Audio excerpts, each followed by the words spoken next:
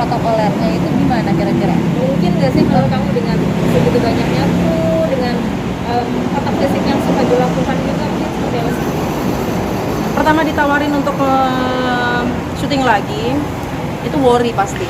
Aku khawatir banget karena gimana ya, di lokasi syuting itu di satu set mau nggak mau kita itu pasti ada beberapa orang karena yang paling dekat sama kita pasti pemain. Yang kedua adalah soundman.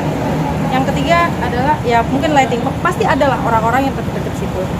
Cuman karena memang adanya protokol kesehatan yang harus social distancing dan memang harus pakai masker, mereka semua kru yang udah aku jalani kemarin, semua kru memang pakai masker.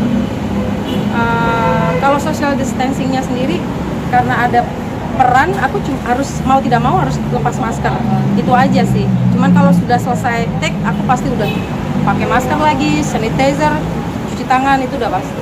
Oh, berarti udah selalu prepare semua itu di kalau dibawa kemana-mana sekarang. Kenapa? Berarti udah prepare semuanya kalau misalkan. Oh pasti. Aku meskipun kan kita ada suratnya untuk yang harus kita tanda tanganin dong. Kita harus menerapkan dan menjalankan protokol kesehatan ini sendiri.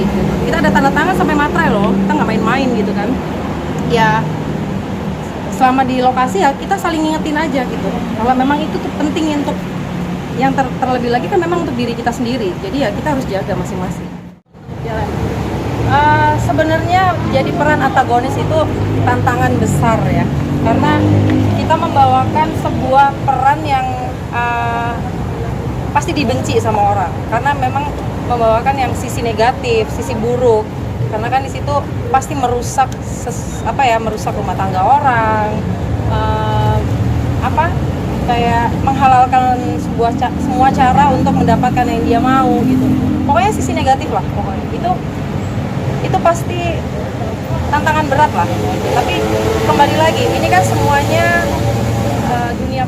Sebenarnya kalau pengalaman ekstrim yang sampai fisik itu enggak, yang maksudnya nyubit ya.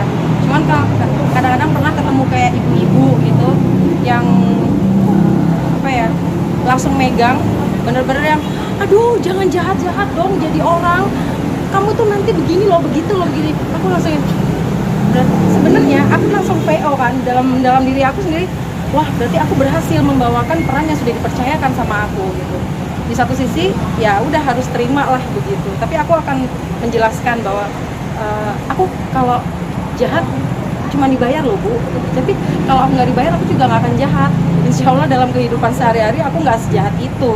Tapi mempengaruhi psikologis kamu sendiri nggak sih?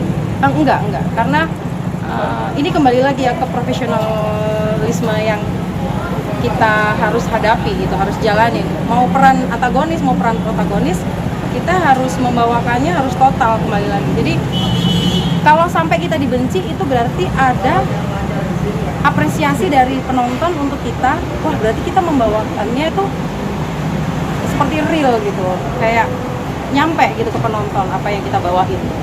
Ketika biasanya kan ketika ingin memerankan itu ada sosok yang dicontoh nih atau referensi Role lah. modelnya siapa sih? role model. Aduh, kalau role model sendiri sih nggak ada ya. Aku lebih tepatnya ke satu orang atau kedua orang sih sebenarnya nggak ada. Cuman aku lebih kayak suka nonton. Aku juga suka nonton drama Turki, drama Korea. Itu kan ada kan sisi negatif dan sisi jahatnya, antagonis dan protagonisnya kan ada. Karena aku lebih sering dipercayakan memerankan antagonis, ya aku lebih kayak lebih fokus ngelihat yang antagonis ini gimana nih cara mainnya nih. Karena kalau buat aku pribadi, tantangan tersendiri buat aku itu aku memberikan antagonis yang diterima penonton tuh kayak nggak monoton. Aku nggak mau yang antagonis itu selalu dengan identik marah-marah, nada tinggi. Itu aku nggak mau gitu. Aku ada beberapa part, beberapa scene yang aku maininnya itu dengan nada yang pelan, dengan nada yang sangat rendah, tapi kena gitu.